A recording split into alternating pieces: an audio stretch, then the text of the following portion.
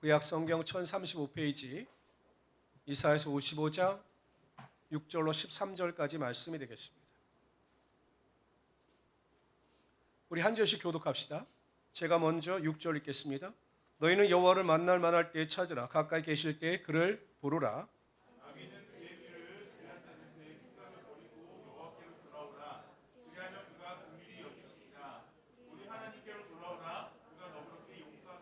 이는 내 생각이 너희 생각과 다르며 내 길은 너희 길과 다름이니라. 여호와의 말씀이니라.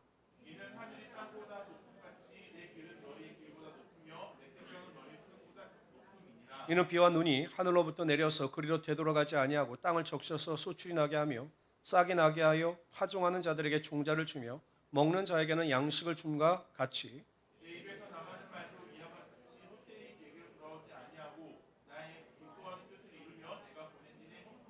너희는 기쁨으로 나아가며 평안히 인도함을 받을 것이요 산들과 언덕들이 너희 앞에서 노래를 바라고 들의 모든 나무가 손뼉을 칠 것이며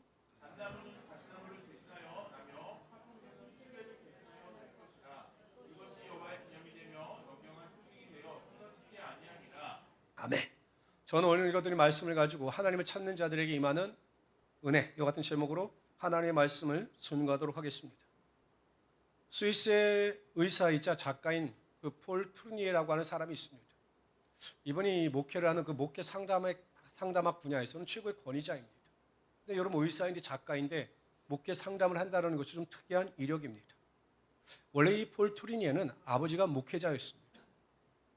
그런데 아버지가 태어난 지 3개월 만에 소천을 합니다. 사망을 하신 거죠. 그리고 6살이 되었을 때 그의 어머니가 유방암으로 42살 된 어머니가 유방암으로 사망을 하게 됩니다. 고아로 자랐습니다. 고아로 자라면서 극심한 고독과 정서적인 고통을 겪었습니다. 의사가 되고 사회적으로 성공했는데 그 어렸을 때 받았던 고통, 어렸을 때 받았던 그 상처로부터 자유로움을 얻지 못하니 의사로서 그 환자들을 상담할 때마다 자신의 한계에 부딪히게 됩니다. 왜냐하면 이게 의사로서 상담을 하다 보면 사람들이 이 육체의 질병으로 인한 고통도 있지만 이 육체의 질병이 심적인 고통이나 상처로부터 비롯되는 경우가 굉장히 많았기 때문입니다. 그러니까 우리가 몸이 아파서 병원에 가는데 이 투르니에가 보기에는 이 몸보다는 마음의 상처나 아픔이 있기 때문에 그것으로 인하여 더 큰 고통을 겪고 있었던 겁니다. 그런데 문제는 자신도 마음의 상처와 고통이 완전히 치유되지 않았기 때문에 스스로 그들에게 상담자가 되어주지 못했던 거죠. 끊임없이 내 마음의 상처와 고통으로부터 소외감으로부터 벗어나려고 노력했지만 노력하면 노력할수록 이 폴 투르니에는 더 자신이 좌절과 고통 가운데 자리 잡을 수밖에 없었음을 경험하게 됩니다. 그래서 그는 결단하고 하나님 앞에 나아갑니다. 자신의 한계를 인정하고 매일 하나님 앞에 기쁜 침묵과 기도의 시간을 가졌습니다. 기도를 통해서 그는 비로소 하나님을 인격적으로 만나게 되고 하나님께서 자신의 삶에 찾아오사 고통 가운데 치료하시는 하나님의 능력, 심적 치료의 능력을 경험하게 됩니다. 그래서 그는 그 고통 가운데 인격적으로 만난 하나님의 은혜를 통해서 환자를 대하는 태도가 바뀌었습니다. 그전에는 그들의 육체의 질병만 고쳐줬을 뿐인데 이제는 그 마음속에 있는 고통과 좌절, 슬픔까지도 치유해 줄 수 있는 그러한 의사가 되었던 거죠. 그래서 그 인격의학이라고 하는 세계를 개척하게 됩니다. 이 투르니에는 결국 고통 가운데 하나님을 찾고 하나님께 부르짖을 때 그가 하나님을 만나게 되고 그 하나님의 만남을 통해서 새롭게 인생의 변화되는 하나님의 은혜를 경험하게 되었던 겁니다. 그래서 이 목회 상담학 분야에서는 꼭 폴 투르니에의 책을 읽어야 할 정도로 영향력을 끼치는 그러한 의사 또한 상담자가 되었던 겁니다. 오늘 본문을 받아보는 이스라엘 백성들의 상황은 절망적입니다. 보통 여러분 이사야서를 구별할 때 1장부터 39장을 제1 이사야, 40장부터 66장까지는 제2 이사야입니다. 보통 제2 이사야는 희망의 메시지를 전해주고 있습니다. 그럼 지금 이스라엘 백성들은요, 어떤 사람들인가 하면 이 이사야서를 받아보는 사람들은 어떤 사람들인가 하면 포로로 잡혀간 유대인들입니다. 여러분 주전 586년에 이스라엘 민족의 멸망을 당하고 다 포로로 뿔뿔이 흩어지지 않습니까? 근데 그들의 희망은 한 가지입니다. 자신들이 포로에서 다시 고국으로 돌아오는 것이었습니다. 그러나 아무리 봐도 그러한 가능성은 전혀 열려 보이지 않는 겁니다. 절망합니다. 탄식합니다. 바로 그러한 자들에게 하나님께서 이사야 선지자를 통해서 오늘 본문 말씀을 전달해 주신 겁니다. 핵심이 무엇입니까? 절망할수록 고통 가운데 구할수록 여호와를 찾으며 여호와를 부르며 여호와께 돌아오라 이렇게 강조하고 있는 것입니다. 절망의 상황 가운데 뒤로 물러가지 말고 더 하나님께로 가까이 나와라. 오직 하나님께만 기대감을 가지고 나와 하나님께 소망을 두고 살아가라 이렇게 강조하고 있는 것입니다. 그럴 때 하나님께서 반드시 약속하신 축복이 절망 가운데 있는 이스라엘 백성들에게 임할 것이다라고 약속하고 있습니다. 역대하 16장 9절 말씀 한번 다 같이 읽어봅시다. 읽습니다. 시작. 여호와의 눈은 온 땅을 두루 감찰하사 하나님은 온 땅을 두루 감찰하시고 주관하십니다. 그리고 그 마음이 하나님께로 향하는 자들, 하나님을 찾는 자들에게 하나님의 은혜와 하나님의 능력이 임하게 하여 주십니다. 뿐만 아니라 여러분 이사야서 58장 9절에 보면 이렇게 말씀하셨습니다. 내가 부를 때 나 여호와가 응답하겠고 내가 부르짖을 때 내가 여기 있다 하리라. 하나님은요, 우리가 하나님을 찾고 하나님을 향해서 기도하며 부르짖을 때마다 우리를 외면하시는 하나님이 아니시라 반드시 우리의 인생 가운데 개입하셔서 우리의 부르짖음 가운데 함께 하심으로 하나님의 은혜와 능력이 임하게 하여 주시는 하나님이 되신다라는 겁니다. 여러분 이스라엘 백성들이 절대 절망이 있지만 반드시 하나님을 찾는 자들에게 그에 합당한 은혜와 능력이 부어질 것이다 라고 말씀하시면서 오늘 본문에 보면 구체적으로 하나님을 찾는 자들에게 어떠한 은혜가 임하는가에 대하여 말씀하고 있습니다. 첫 번째로요, 하나님은 하나님을 찾는 자들에게 우리가 생각하는 것 이상의 것을 얻게 하십니다. 하나님은 하나님을 찾는 자들에게 우리가 기대하는 것 이상의 것을 우리의 삶의 능력으로 베풀어 주시는 겁니다. 우리가 잘 알고 있는 8절 9절을 다시 한번 읽어봅시다. 8절 9절 읽습니다. 시작. 이는 내 생각이 너의 생각과 다르며 내 길은 너의 길과 다르니라 여호와의 말씀이니라. 이는 하늘이 땅보다 높은 같이 내 길은 너의 길보다 높으며 내 생각은 너의 생각보다 높음이니라. 아멘. 원래 이 본문의 뜻은 이런 겁니다. 이스라엘 백성들이 보기에는요, 자신들은 도저히 회복되어 팔레스틴 가나안 땅으로 갈 가능성이 없어 보이는 겁니다. 방법이 없어 보이는 거죠. 바로 그들에게 하나님께서 말씀하시는 겁니다. 너희들의 생각과 너희가 생각하는 그 길이 나의 길과 생각과 다르다. 나는 너희가 상상할 수 없는 방법으로 너희 인생, 너희 민족을 이끌어 갈 것이다. 너희 생각과 내 생각은 다르다. 내 생각이 너희 생각보다 높으니 절망하지 말고 기대와 소망을 가져라. 이렇게 말씀하고 있는 겁니다. 그런 이 말씀은요, 우리 신앙생활 전반에 걸쳐서 적용이 되는 말씀입니다. 하나님의 생각은 우리 생각보다 높으며 하나님의 길은 우리 길보다 높기 때문에 우리가 철저히 하나님을 신뢰하며 기대감 가운데 살아가야 하는 것입니다. 민수기 17장에 11장에 보면요, 이스라엘 백성들이 애굽에서 나온 지 한 1년 정도 시간이 지났을 때 그 이스라엘 백성들 중에 섞어 사는 무리가 있었습니다. 즉 애굽에서 출애굽할 때 이스라엘 백성들만 나온 것이 아니라 다른 민족이 섞여서 나온 거죠. 정통 이스라엘 백성들이 아는 이방 민족이 섞여 나온 겁니다. 근데 그들이 먼저 원망불평합니다. 매일 만나를 먹다 보니까 이제 질린 거예요. 그럼 하나님께 대해서 하나님 우리에게 고기도 주시고 더 좋은 것을 주십시오. 이렇게 기도하면 되는데 이 섞고 사는 무리가 원망하고 불평합니다. 우리가 애굽에 있을 땐 고기도 먹었고 매도 먹었고 부추도 먹었는데 우리가 여기 나와보니 광야에서는 오직 만나밖에 먹을 것이 없다라고 원망하고 불평합니다. 그럼 이스라엘 백성들이 그것을 절제하고 그러지 말라라고 이야기를 했어야 하는데 여러분 이 불평과 원망은 전염병과 같습니다. 그랬더니 같이 이스라엘 백성들도 원망 불평하는 겁니다. 우리가 이 만나밖에 먹을 것이 없다라고 그 주시는 만나에 대해서 원망하고 불평합니다. 그랬더니 하나님께서 여러분 모세에게 뭐라고 말씀하시냐면 이렇게 말씀하십니다. 내가 한 달 동안 이스라엘 백성들에게 고기를 먹일 것이다. 어떻게 먹일 것이냐? 그 냄새가 지겨울 정도로 고기를 먹게 할 것이다. 이렇게 말씀하십니다. 여러분 모세의 생각에는 이해가 되지 않지요. 여러분 이스라엘 백성이 장정만 60만 명입니다. 어린아이와 부녀자까지 합치면 최대 200만 명 정도가 됩니다. 그러니까 모세 입장에서는 이해가 되지 않은 거죠. 그래서 모세가 뭐라고 이야기하냐면 이렇게 이야기합니다. 나와 함께 있는 이 백성의 보행자가 60만 명이 오는데 주의 말씀이 한 달 동안 고기를 주어 먹게 하겠다 하시오니 그들을 위하여 양떼와 소떼를 잡은들 조카오며 바다의 모든 고기를 모은들 조카리오이까 이렇게 이야기합니다. 아니 이게 말도 안 되는 소리죠. 어떻게 한 달 동안 이 수백만의 백성들을 먹이시겠습니까? 그러려면 엄청난 소와 양도 필요하고 이 바다의 모든 물고기를 잡는다 해도 부족할 텐데 어떻게 하나님께서 이들을 먹이신다라고 말씀하십니까? 라고 의심했습니다. 그러니까 이 모세의 이성적인 판단으로 도저히 될 수가 없는 거죠. 그랬더니 하나님께서 모세에게 뭐라고 말씀하시냐면 이런 말씀하십니다. 여호와의 손이 짧으냐? 네가 이제 내 말이 네게 응하는 여부를 보리라. 하나님의 능력을 제한하지 말라라는 겁니다. 내 생각 따로 하나님의 능력을 재단하지 말라라는 것입니다. 어떤 일이 벌어집니까? 하나님은 모세의 생각대로가 아니라 하나님의 방식대로 하나님의 능력대로 일을 행하셨습니다. 그들에게 메추라기를 보내셨습니다. 가히 상상할 수 없는 엄청난 양의 그 메추라기를 보내셔서 이스라엘 백성들이 정말 한 달 동안 지겹게 먹을 수 있도록 하나님의 은혜가 그들의 삶 가운데 나타나게 하여 주셨던 거죠. 모세는 감히 상상할 수 없는 일이었습니다. 이처럼 하나님의 생각은 우리가 생각하는 것보다 높고 위대하며 하나님의 길은 우리가 가고자 하는 길보다 높고 확실한 길이 될 수가 있는 겁니다. 제가 이제 가끔 우리 부모님들이 구역공과를 할 때, 우리 엄마들, 아빠들이 구역공과를 할 때 우리 아이들이 여기서 잘 놀아요. 너무 기특합니다. 어렸을 때부터 이렇게 방목을 해서 키우셨는지 애들이 참 잘 놀아요, 자기들끼리. 그럼 제가 너무 기특하잖아요. 그래서 이제 아이들이 이야기합니다. 얘들아, 목사님 맛있는 거 사줄까? 저는 엄마들이 교육을 잘 시켰나 봐요. 야, 목사님이 사주신다 그러면 예 하고 쫓아가야 돼. 이렇게 교육을 시킨 것 같아요. 아이들이 너무 좋아합니다. 하이 목사님 사주세요. 막 그래서 제가 이제 애들을 데리고 갑니다. 그래서 이렇게 편의점에 이렇게 간식집에 갑니다. 그럼 애들이 졸졸 와요. 아이들에게 말하지. 야, 먹고 싶은 거 마음대로 골라.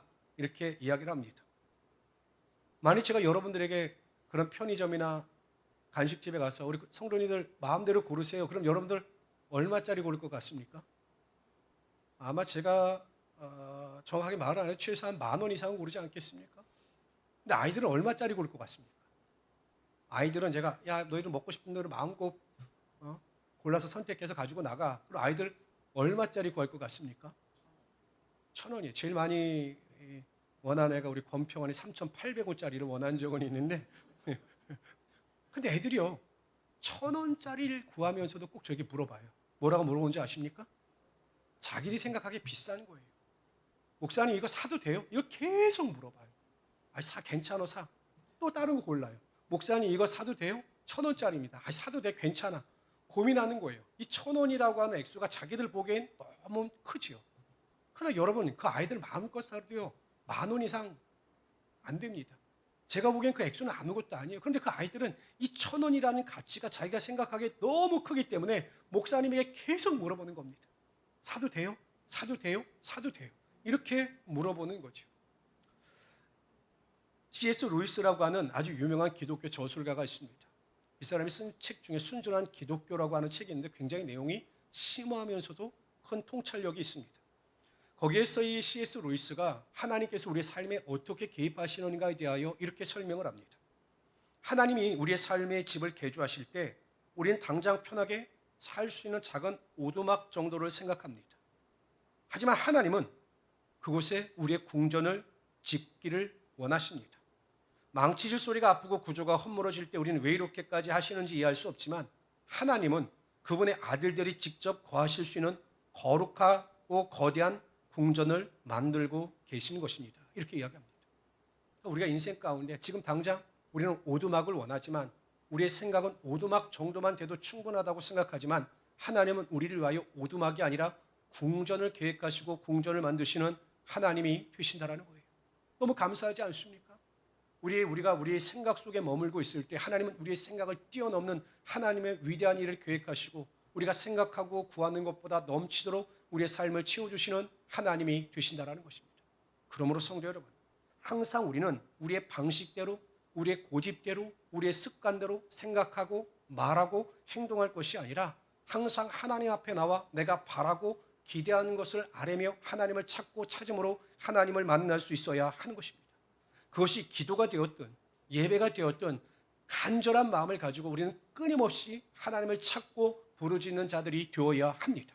그러면 하나님은 절대로 우리를 실망시키지 아니하시며 우리의 삶에 넘치도록 우리가 생각하는 것 이상의 축복을 허락하여 주사 하나님의 영광을 드러내게 하여 주십니다.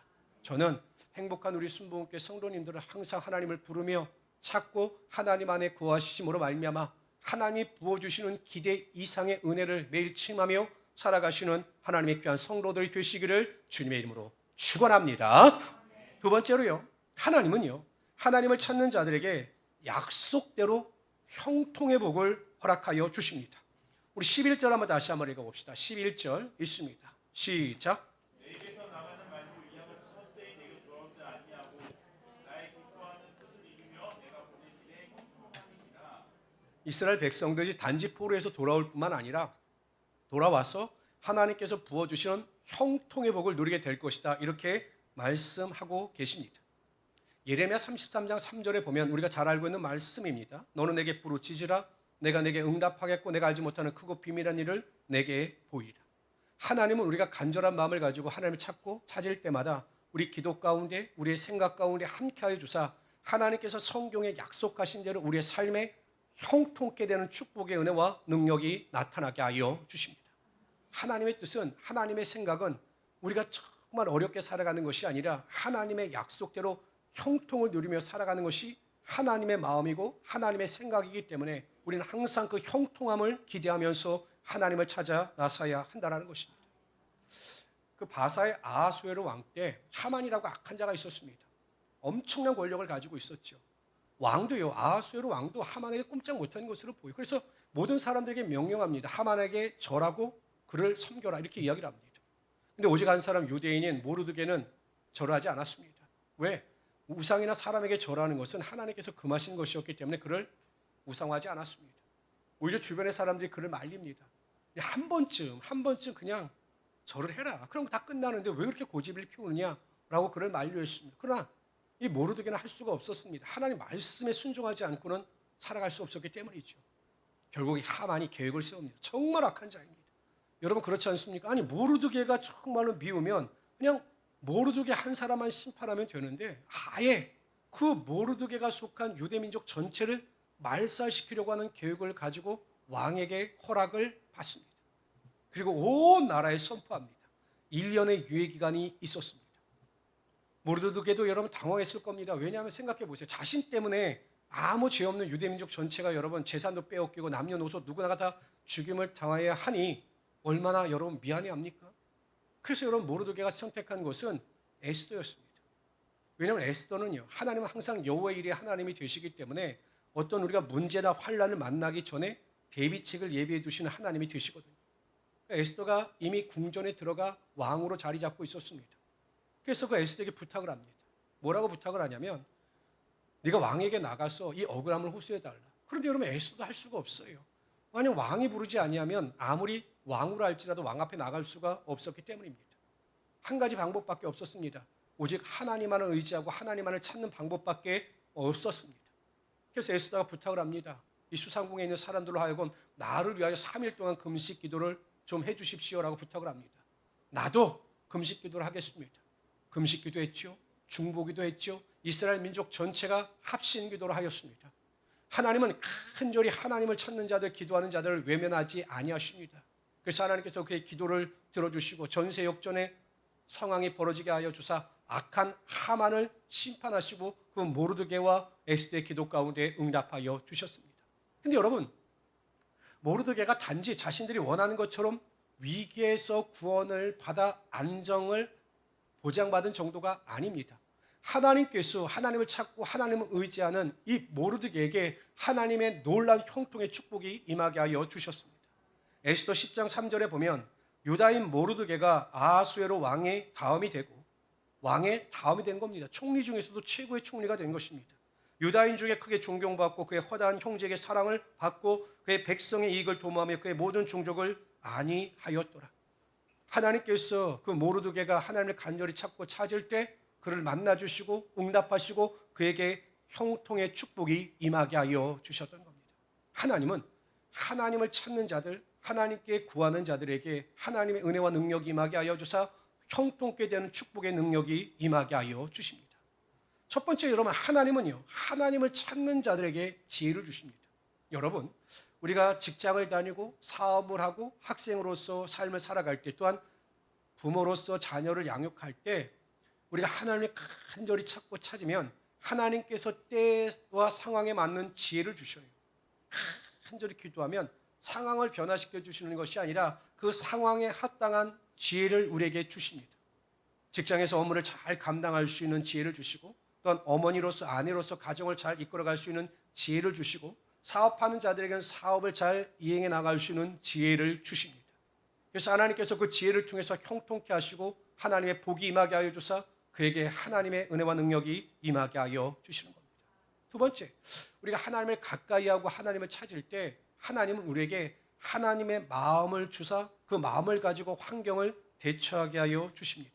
그래서 반드시 형통케 하여 주십니다. 여러분, 대표적인 인물이 요셉입니다. 그는 노예로 끌려갔습니다. 누명을 쓰고 감옥에 죄수의 신분으로 들어갔습니다. 여러분, 절대 절망의 상황 가운데 포기할 수 있을 텐데 여러분, 요셉은 포기하지 않아요. 왜냐하면 성경에 나와 있지 않지만 그는 기도함으로 항상 하나님께 가까이 나가는 자였습니다. 하나님의 마음을 안 거죠. 하나님께서 나를 통해서 이루실 하나님의 목적과 하나님의 뜻이 있음을 알게 된 것입니다. 그래서 그는 어디 가든지 최선을 다했고 성실하게 일을 거행해 나갔습니다. 어느 날 갑자기 하나님께서 요셉을 높여주신 것이 아니라 항상 성실과 최선을 다하는 그에게 하나님의 마음을 가지고 살아가는 자에게 그와 함께하여 주사 형통의 복이 임하게 하여 주신 겁니다. 창세기 39장 2절에 보면 여호와께서 요셉과 함께 하심으로 그가 형통한 자가 되어 그의 주인 애굽 사람의 집에 있음. 저는 하나님께서 함께 하시는 자에게는 반드시 하나님의 형통의 복이 임한다라고 믿습니다. 가장 중요한 것은 영적인 형통이죠. 영혼이 항상 주님 안에서 기뻐하고 즐거워하며 소망 가운데 살아가게 하여 주십니다. 뿐만 아니라 우리의 삶에 우리가 기도하는 대로 바라는 대로 우리의 모든 삶의 필요를 채워주시고 우리가 착한 일을 넉넉히 베풀며 살아갈 수 있도록 하나님의 은혜가 임하게 되는 것입니다. 저는 우리 모든 성도님들이 하나님을 찾고 하나님께 간절히 나아가심으로 말미암아 얽히고 설킨 모든 문제가 해결될 뿐만 아니라 하나님의 더 큰 형통의 복을 누리며 살아갈 수 있는 하나님의 귀한 성도들이 되시기를 주님의 이름으로 축원합니다. 세 번째로요, 하나님은 하나님을 찾는 자들에게 기쁨과 평안을 부어 주십니다. 우리 12절 13절 다 같이 읽어봅시다. 다 같이 읽습니다. 시작. 너희는 신들과 언덕들이 노래를 바라고 들의 모든 나무가 손뼉을 칠 것이며 잣나무는 가시나무를 대신하여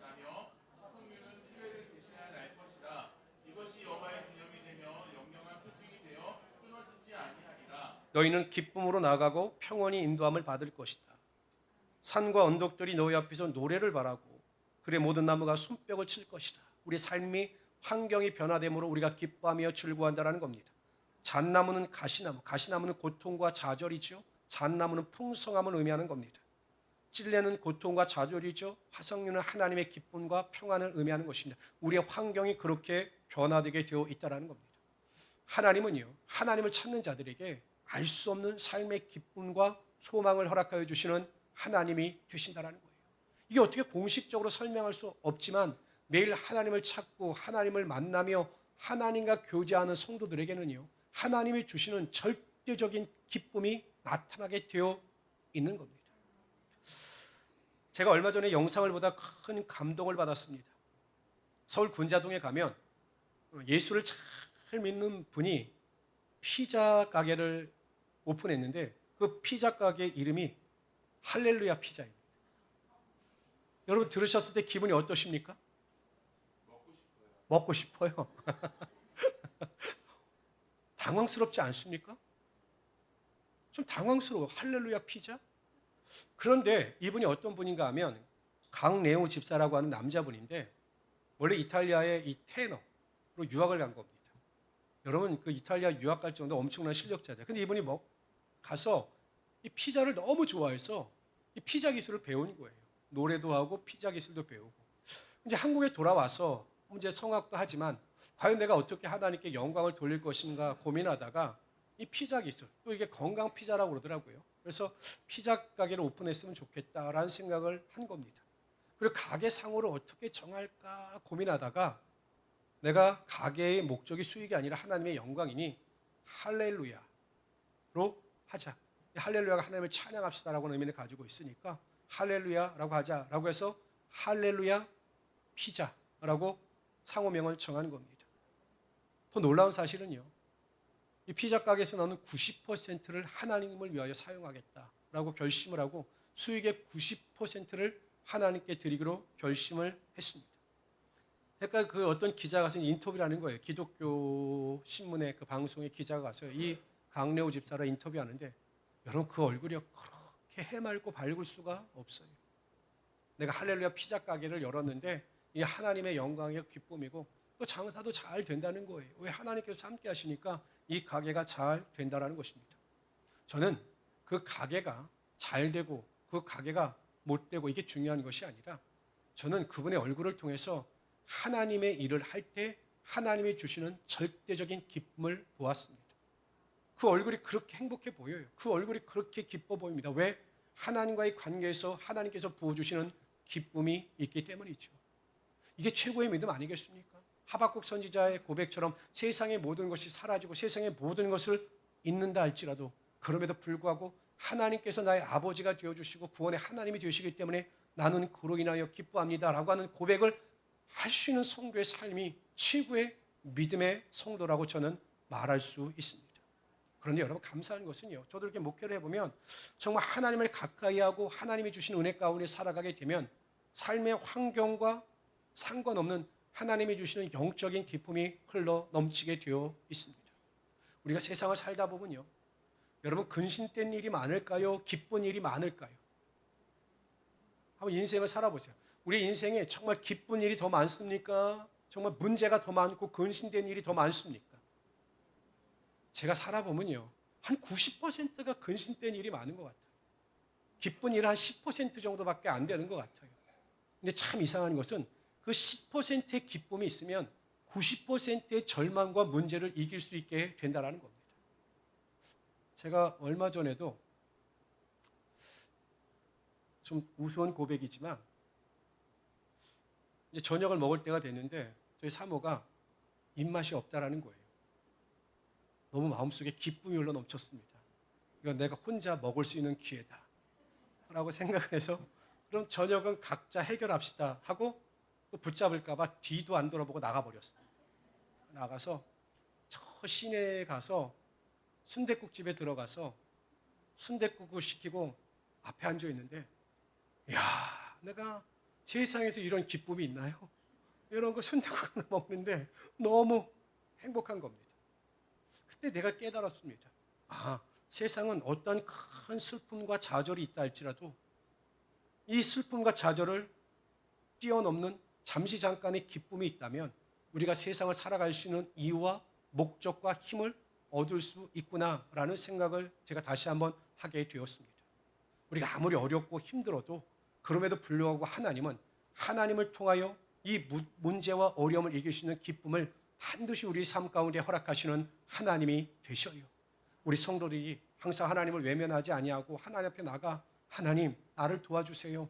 하나님 나에게 힘을 주세요. 하나님 나에게 능력을 주시고 은혜를 주세요 라고 계속 기도하면 하나님 우리 안에 문제 해결의 능력보다 삶의 기쁨을 허락하여 주심으로 그 문제를 이길 수 있는 믿음의 능력이 배가 되게 하여 주시는 겁니다. 그래서 우리 성도님들은 항상 하나님을 가까이 함으로 하나님이 주시는 기쁨을 누리며 살아가실 수 있는 하나님의 귀한 성도들이 되시기를 주님의 이름으로 축원합니다. 두 번째로요, 하나님은요, 하나님을 찾는 자들에게 평안을 주십니다.